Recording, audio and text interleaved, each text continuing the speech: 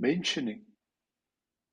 Yeah. Anyway, so how did we get onto the topic of, Because I was oh, complaining we were about talking about, Zoom and trying to start correct. recording the podcast. So every time, and it's happened to me in the past, even when we were recording off the same computer in the same room where I have not hit record. This just makes it even more difficult for me because I have to request permission to record. And then there's another button which actually hits the request permission to record. Then you have to approve my permission to record. Correct. And then I have to press record. So what's happened a few times now is I've requested permission, I've seen that you've approved it, and I've thought that I'm recording, but I'm not Yeah. actually recording yet until I hit record. So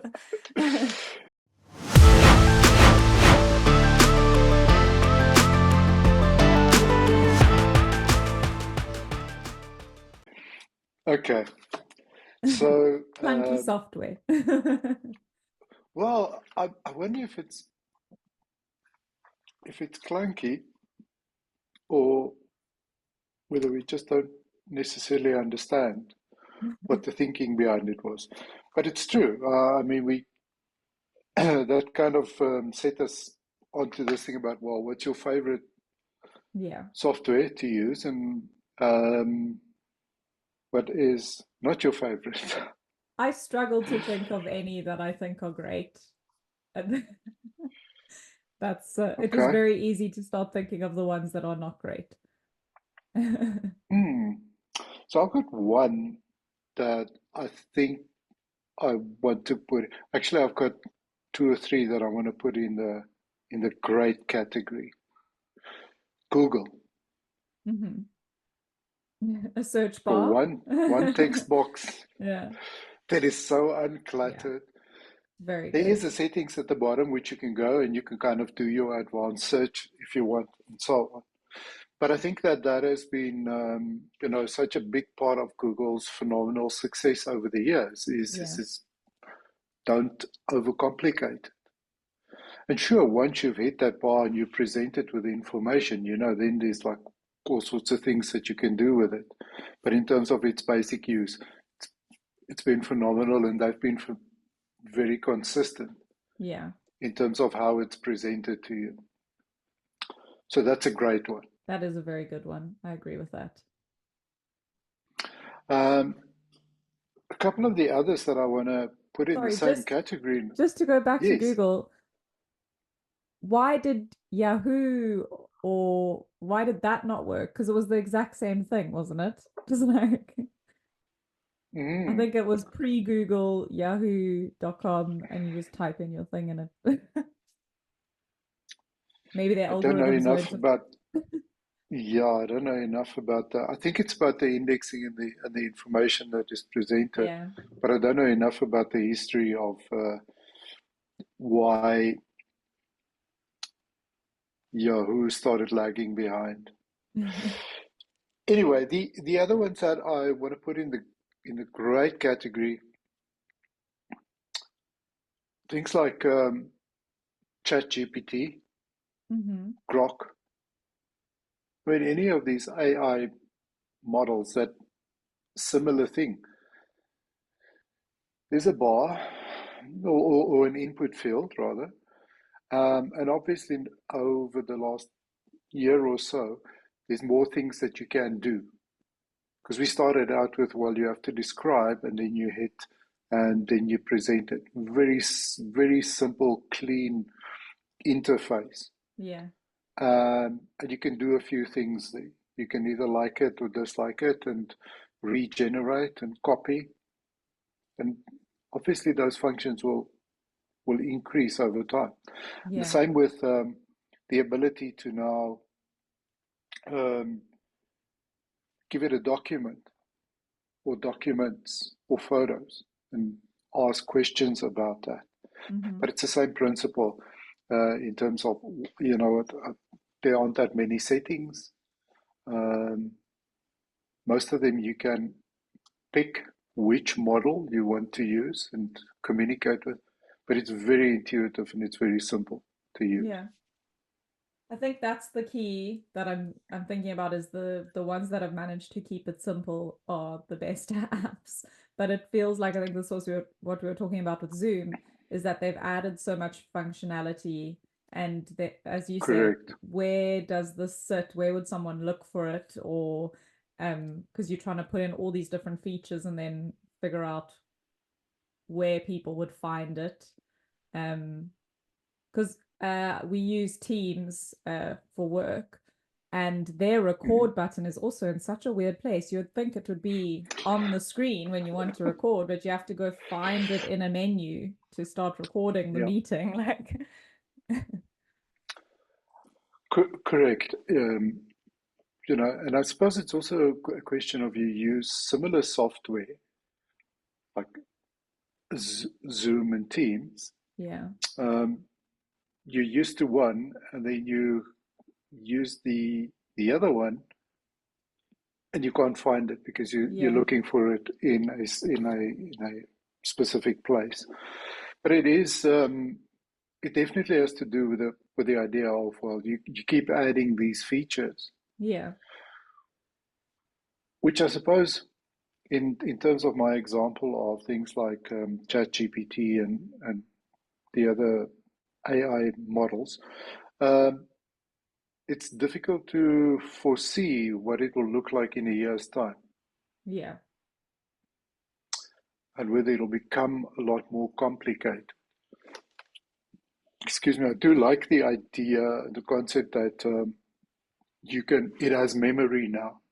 yeah, I can now revisit something that I asked a week or 2 weeks ago and continue that conversation, etc., etc. yes, So, but they haven't complicated the user interface to yeah, accomplish that. yeah. So then I was also thinking about, because I thought about that concept that the things that are simplest are the best. And then there was one piece of software that's complicated that I've used in a previous job that I thought was incredible for a very complicated piece of software. And it was called customer.io. It was like a customer management engagement piece of software, and there was so much functionality. I do think a big part of it being extremely simple and useful for us was that it was set up really well by our IT department, because there were a lot of integrations and APIs and things in the back end that needed to be Mm-hmm. set up correctly in order for it to work. But then, just in terms of from a marketing perspective, building out a customer journey was so simple. It was so easy to kind of like visually see what happens when a customer clicks this on your website and does this other thing. Then they go here and you send them this string of emails, and here they are. And it was just really the simplest complicated piece of software I've ever worked with. And it was so easy. If you were looking for some functionality you hadn't used before, it always seemed to be exactly where you expected it to be. And Oh, it was wow. easy to find and easy to use. So I really did enjoy that complicated software. So, what was it something that when you started at the company, it was already set up and it was already so, okay, cool. So it No, so wasn't we were like, part of motivating to use that software. Our team were part oh, of okay, motivating for it. So okay. I'm just really happy that the setup worked the way that it did, and with the IT Mm, department and with yeah, some of the software developers setting it up yeah. with all the rules that they were correct in the back end. But it just made it so simple that you could say, when a customer visits our software and does this action and that action, send them Hmm. this email. And you build the email in the Yeah. software, and everything was just, it just worked so smoothly. Okay. That, but that was um, as long as you kept within the framework of how it was set up. Yes, Framework's probably not the correct word, within the parameters of how it was set up. exactly. So there would If have you been wanted to some do things that we something couldn't else, do. Yes.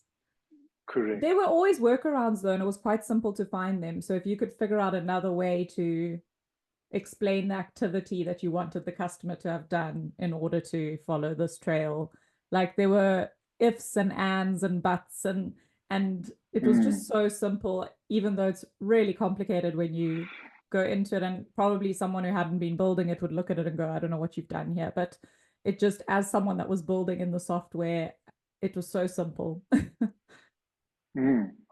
and I very do you think powerful. that, It was good software. yeah,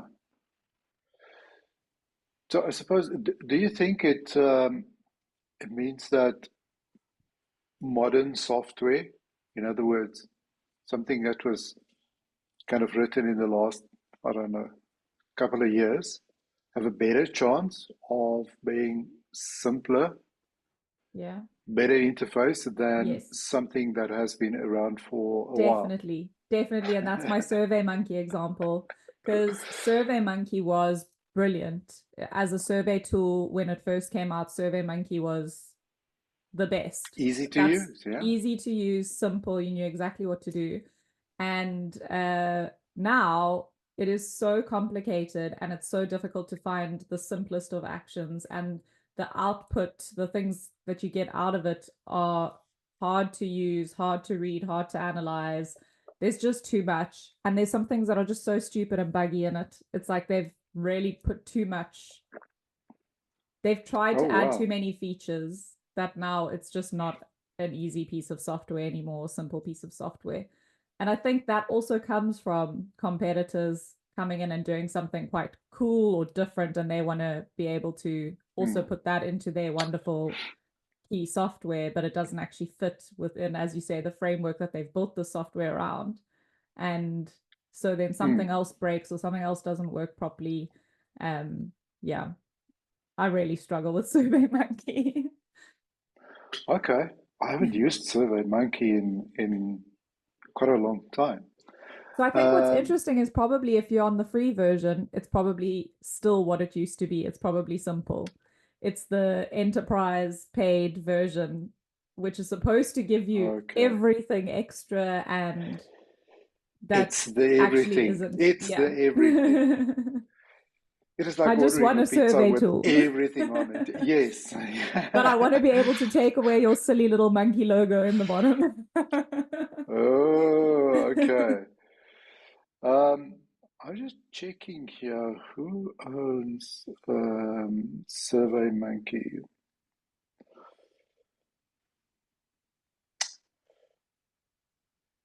because I'm trying to think of whether SurveyMonkey and Mailchimp is at one company now I'm not or sure. not. I'm not sure. Actually, they were Momentive, the maker of SurveyMonkey, today announced the completion of its acquisition by an investor consortium led by Symphony Technology Group, STG, and that was on the 31st of May of last year. Mm-hmm. In an all-cash transaction valued at Wow. approximately $1.5 billion. Jeez. So it doesn't suck apparently as much as you think. It does. People are going to start realizing, I think. If I was the um, decision maker on the tool that we're wow. using, I would have switched to a different tool by now. That's the. Okay, so here's another interesting little factoid. Um, Ryan Finley and Chris Finley founded SurveyMonkey in 1999. Yes.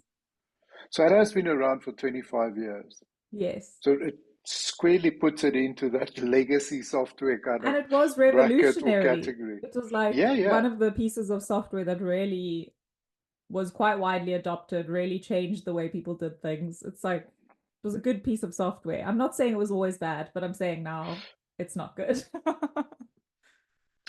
yeah, because, okay, so it's not, so MailChimp's definitely got nothing to do. MailChimp is now part of Intuit. Yes, yes, okay, I remember that. Wow. In 2021, MailChimp was acquired by Intuit for $12 billion Wow. in one of the biggest acquisitions of a bootstrapped startup. Yeah. Wow. Yeah, it's Okay. almost like we're in a different phase of software and startups. And like you say, so this customer.io was quite a new tool when we started using it Mm, 4 years ago or whatever. They were still looking for funding. Um, but like I say, I mean, I haven't actually checked up on it now, but I'd be surprised if it's not doing very well. Have you got it open there? no, no. Uh, I actually just quickly checking how old is Mailchimp, just for Yes. that comparison between SurveyMonkey, and I started in 2001. So, so obviously slightly different focus, SurveyMonkey and Mailchimp, although I mean a lot of the functionality is now kind of duplicated, I suppose, between the two. Yeah. Anyway, so that is also, I mean, Mailchimp has also become quite complicated to use.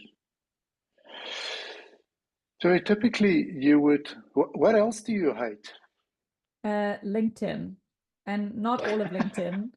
I appreciate like the feed and the things that show up for you, the algorithm, whatever, that's fine. Yeah. And trying to be a content creator on LinkedIn, they make it so difficult. So I think it's because they try to discourage scheduling. They want things to be relevant now, so they want you to post as you think of something. But for example, scheduling episodes of a podcast, Mm-hmm. the where you have to go to find your drafts and your schedules and things like that is just, it's so clunky. So if you're scheduling any types of posts to come up Okay. for the next week, the place you have to go to find them is like 5 clicks to get to your from your home screen to try and get to where your scheduled posts are, and it's not intuitive. It's not like in a drop down that says scheduled posts. You have Yes. to go create a post, then you have to go find your drafts and your schedule. It's like in such a funny place. And to try explain that to people, so in a work context where maybe I'm the person who's been scheduling our newsletter and I'm going to be on Mm-hmm. leave and I have to try and show someone how to schedule or edit a newsletter, it's very difficult. Okay. Yeah. That's quite interesting. Um, I was expecting, I don't know, things like some of the real legacy stuff like Word or Outlook. Uh, I was expecting those to be in the list, but I suppose um, most of us have a level of comfort Yeah. in those apps where well, I know what I typically do and Yes. how to do it. But Although also the with those apps, functionality in all of those things have, kind of grown so much over the years. they are so widely used that it's really easy to find a tutorial or a quick Yeah. Google article that tells you how to do the thing you're trying to do. Okay. So I feel like that also makes the words and the Excels not as difficult to use with all their Yeah. added Yeah. functionality. And as they all have an AI component added to them now, it becomes even easier. Yeah. Um, and and definitely, um, you don't have to jump from one application to another to get certain things done. I can now do it inside of Word Yes. or inside of Excel and so Yeah. on, where I would typically have to go to whatever and ask the question and figure out how to get it done. So would you say that they've done a better job of, as these applications and the functionality in it grew, to make sure that that their menus, for example, or where to find information is better structured than something like you described now in terms of SurveyMonkey and LinkedIn? Yeah. Um, what do you think makes it not fall into the same trap? Hmm. I'm just thinking about the things that I do in Word and Excel, and those haven't changed much over the past, I don't know, 20 years. I use them in the same way I've always used them. So I think for me, I'm not really looking for the additional functionality Okay, or um yeah. okay, The only thing that's changed in my Excel usage, but actually it's Google spreadsheets, not Excel, is searching for formulas for converting Bitcoin to rands or to pounds or to okay, just to keep track. okay. Um, there are better tools for that than Excel. But anyway, so the interesting thing. So one of the things, kind of coming from a software development background and so on, where I can have a little bit of empathy for the likes of SurveyMonkey and LinkedIn, is that when you keep adding functionality and features, where to place them? How do you get people to navigate to get to those features and so on? Definitely becomes a lot more complicated. Yeah. And then you have to make those decisions about, well, do we have to change the entire menu structure? Piss Yeah. off a whole bunch of people that are really used to where to find these common features, etc., etc. And I do think that there's also an element of we're not really sure where to put it. Where will people Yeah. find it most useful? And you try to make a logical decision about where to put it. And more than often you get it wrong, but then that's the version. You don't have the luxury of going back and Yeah. changing too often or too frequently. Yeah. I think that's definitely a problem. When I was working for one of the companies, I signed up for like user testing. Um, so there are a lot of these websites, Okay. usertesting.com or whatever, where people can kind of put out the project that they're working on in its wireframe state or in whatever state it's in. Yeah. And you have either a 30-minute like face-to-face call with someone while they watch you navigating the app, or they tell you to Yeah. go somewhere and do something. And you get like, I don't know, an Amazon voucher or something for doing it for them Mm. for 30 minutes, or there's somewhere you record yourself using the app and send that through. Yeah. We used to do it a lot internally at one of the software companies I worked for, where they would set it up so that someone from marketing, someone from finance, someone from HR would all test the new functionality of the app. They'd say, Sure. where would you go to find, I don't know, your account settings? And then you have Yeah. to show them where you go. Okay. Yeah. Yeah, so obviously those tools are available, or those means are available to do that. Um, just one or two apps that I really enjoy using, based on the simplicity. The one is my Whoop app. Mm-hmm. The Whoop app on the phone is very simple and it's intuitive. I mean, it obviously shows you a bunch of metrics, um, but it's very easy to navigate, and I really enjoy the way that it interacts with you. You don't get um, unnecessary, silly notifications, etc. Yeah. Um, but in my opinion, it is well designed. It's very easy to navigate and to use. So I really appreciate that, and I think that the guys have done a great job there. Yeah. Um, and another app that I've been using for, I don't know, probably 6 or 7 years is an app called Daygram, which is a very simple note app, um, which allows you to, I don't know, make notes. So, Is it a paid so app? I no no Mm. no. This is a free version. It must be a South African store only. No, Daygram, Daygram. Not showing up for me. There's a paid one here, My Secret Diary, for No, £1.99. nope. No. There's no secret diary No, or there's nothing. But no anyway, as daygram for me. really, Yeah. that that surprises me because it's definitely not a South African app. It has been around since 2010. Anyway, the point I wanted to make is that the simplicity of it. Um, I've been kind of keeping track of certain things for a long time. So it's kind of part of my morning routine is I go and I log certain things there, and that may Okay. change over time and so on. But it's not complicated.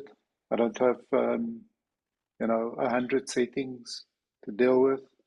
Um, it's very easy and very quick to navigate, to get to um, any day of any month of any year, to go and see whatever it is I want to go and Yeah. check there and so on.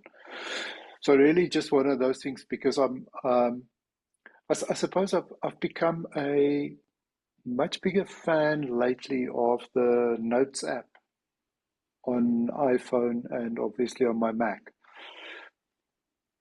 For quite a while, it was pretty clunky and it lacked some basic functionality. It was too Yeah. simple, but it had the advantage of you being able to make a note on your phone and then seeing it on your Yes. Mac. Lately, they have made a few upgrades. Well, when I say lately, I don't know, the last year or so.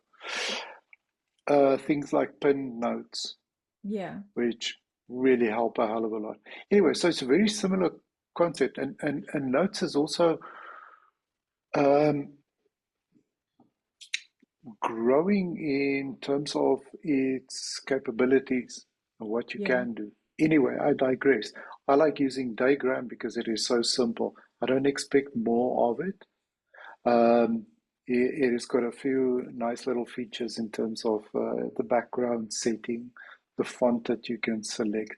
But other than that, it's plain straightforward. Click add a note. It always defaults to today. I only use it once a day. So it fulfills that function for me Yeah. beautifully, and I can't think that I would replace it with something else. Okay. Are you a user of Notes? For my shopping list. I do use the notes. I use the notes app for several things. Um, so one of the Okay, things I had my blood pressure measured a couple of weeks ago and it was a bit high, so I wrote that down so that I could compare it. okay, Because I'm not really very good with those numbers, so I have that written down. I've got uh oh, my packing list from when I went on holiday. okay, Shopping, shopping, shopping, shopping. Um, Organizing a braai, things that I had to remember to okay, do. So I do use it kind of here and there. okay. Yeah. Yeah, look, it's as I say, it has become a lot more useful for me. Um, I use it for things when I come across I don't know, a quote or something that I find interesting or memorable. If I read something and I want to just make a quick note in terms of, hey, maybe check up on this or that, I add it to my list. My I've been thinkings all start off Yeah. as a note. I keep collecting there until I feel like, okay, cool, there's enough, and I'll keep revisiting them. Yeah, so it's pretty basic stuff that I use it for. Yeah. But I have seen some of the integrations into other software and so on that that seem to you know actually make it a more useful tool than just for shopping lists and things like that. Yep. The other one that I jotted down as an app that I enjoy using because it's something I use every day is Instagram. I just think that as far as social media goes, it's kept to what it's for. It's for photographs and a short Yeah. caption. Um, and yeah, I just find it really simple to use to upload pictures, to share them. It's really easy to flip between accounts because I've got one that I don't use anymore, my cooking one. I've got one where I post pictures of the area, and I've got my personal account. So it's very easy to just switch Okay. between the three accounts and to post to this Yeah. account and that account. And yeah, I find Instagram very simple and just exactly what it's supposed to be. Correct. So what is Instagram's backstory again? It didn't start off as a photo sharing app. It started off as something else, and then Yeah, I remember kind of hearing they something like that. figured out. They figured out, what people actually want to do is they just want to post photos and share Yeah, that, um, which is a great example of somebody that finds that niche and then resist the temptation to screw it up. yeah, Because I'm sure that there were lots and lots of ideas of, what we can add this or we can add that.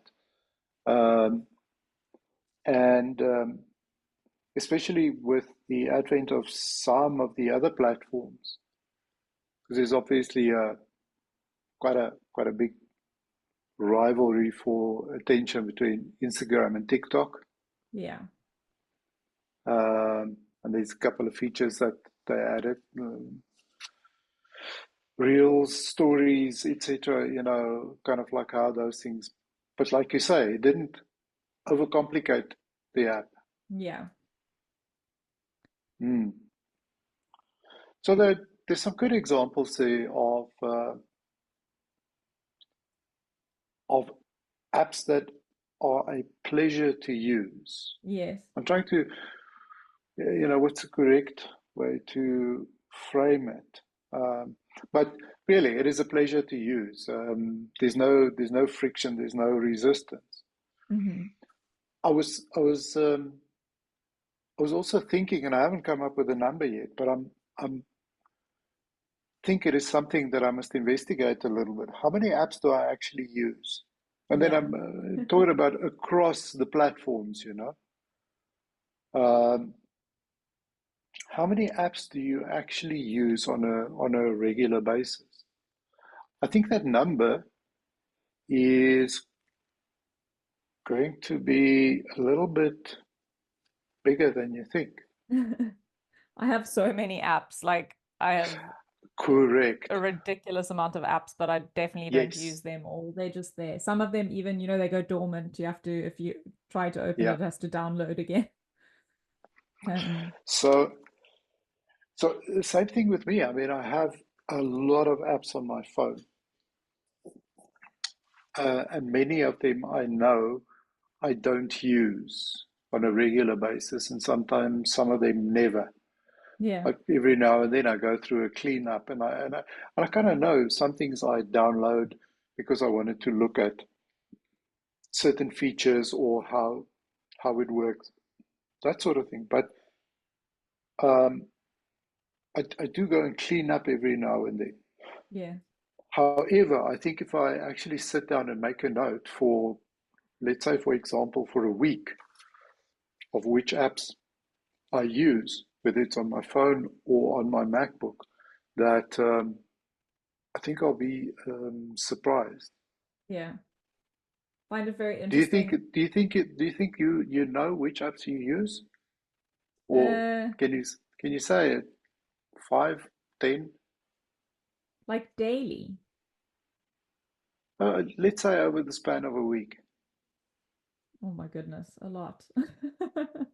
Really? Zoom. Okay. What do I use? iMovie to edit our things. I use Canva Okay. to do Okay. pictures. Yeah, I use a lot. Okay. Music, podcasts. Correct. So it's more Yeah. like in the 15, 20, or do you think it's Yeah. above 20? If we include the ones I use for work, probably above 20. Uh-huh. So in other words, so I'll tell you what made me think of that and how that ties into this is it has become so much part of your life that we don't really think about that. Yeah. Okay. So if you include your banking app, Yeah. um, if I include calendar, the weather app, Mm-hmm. the whatever, and we sit here and we criticize some of them and call them so clunky and etc. etc. But if you think about the wide variety of things that we use, we manage to navigate, Yeah. and the amount of stuff that you get done. I mean, Yeah. I'm very very critical of my banking app, for example. Uh, but if I think of the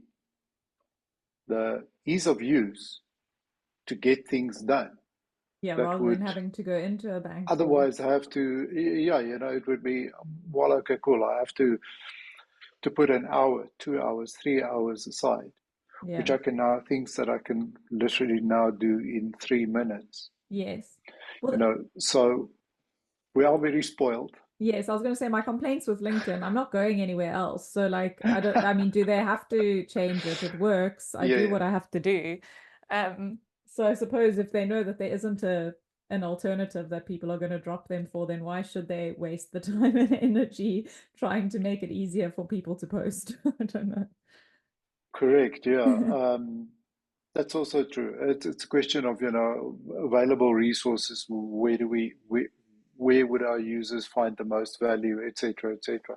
And I Yeah. can just imagine, a couple of these, the two big ones that you mentioned, the SurveyMonkey and LinkedIn, they must both be also kind of scratching their heads about the AI Yeah. component of, and how do we best incorporate that and so on, rather than changing some menus so that a handful of customers will be happier. So speaking I'm of grateful. menus, have you I suppose you use Uber Eats in South Africa, but it's pretty much the same. We have Uber Eats, but we also the big one here is Just Eats. Mhm. And I haven't ordered anything from them in probably 2 months, but I used to order quite frequently. So the push notifications I get where it's like, you haven't ordered from us in a while. Don't you feel like something? So missing their Yeah. customers. Oh wow. Yeah. Okay. Yeah, they've definitely got some Yeah. kind of like retention program trying to get people back on board. Yeah, trying to make me Yes. unhealthy again. Correct. Correct. Um, so yeah, again, just thinking of the number of apps that we use and the convenience that we have. So I'm really grateful for all the apps, Yeah. and the fact that I can do all of these things that you actually have to remind yourself every now and then of what it was like a decade ago. Yeah. Um, anyway, fascinating stuff. By the way, I mentioned the other day the different generations, and I think I said that I don't know what you call the current generation, and you said uh, Gen Alpha. Yeah. That is 100% correct. Is that it? Um, so I went and checked um, kind of the different generations. So Gen Alpha is the most is obviously the current one, and that is kids born 2013 and onwards. So It's we're crazy. talking about 11-year-olds. Yeah. Okay. And then we have Gen Z, which was 1997 to 2012. So, and then you have Gen Y, or the Millennials, which is 81 to 1996. That's me. And then you have Gen X, which is 1965 to 1980. And then the Boomers, which is It's a 1946 to long period. 64. Sorry, the one It, the Gen X is a lot longer 65 to than 80. yeah. Oh, okay, It's 15. 15 years. Okay. So they're all more or less 15 years. Okay. And then the the first one, that has got a name was the silent generation, and that was 1928 to 1945, which Okay. is that a little bit of a longer Yeah, that's period. 25 years. But anyway, that's basically from the Great Depression, the start of the break to the end of the World War. And you can understand that why they were called the silent generation. Yeah. But anyway, so what made me think of this now is when we talked about, just thinking about um, how much things have changed over the last decade in terms of the functionality that you have at your fingertips and so on. And I suppose it's maybe the last, I don't know, how long have we had cell phone banking, proper banking apps? Is it longer than 10 years? Probably a little bit longer than 10 years already. I think so. Yeah, probably. Anyway, the point is there somewhere in these kind of generations, um, there are generations that don't know what the world was like before the internet Yeah. and before cell phones. And you can actually see that starting to play out in terms of how people react and so on, I think. So I asked ChatGPT, is there a correlation between the generations and big five personality aspects? And there's some interesting observations that come out there. And I must admit, I haven't checked the sources, so I don't know. But I thought it was quite interesting. For example, that Gen Z, higher in openness, generally higher in openness, and this is across male and female. The same with the millennials, also higher in openness. The millennials are lower in conscientiousness, which is quite interesting. Gen Z is also lower in conscientiousness. But the real telling one for me is that Gen Z higher in neuroticism. Oh. They are. Anyway, it was really interesting to look at, especially if I mean, we we all interact and deal with people on a daily basis, and just in terms of this quest of understanding people better and understanding different viewpoints, and also understanding where those viewpoints come from. I think it's not as simplistic as there's the household that you grew up in or the school that you went to. Those things obviously have an impact and an influence. But in general, you look at these differences in terms of the big five traits. I find that fascinating. Cool. Thank Well, you. thank you, Herman. Until next time. Cheers,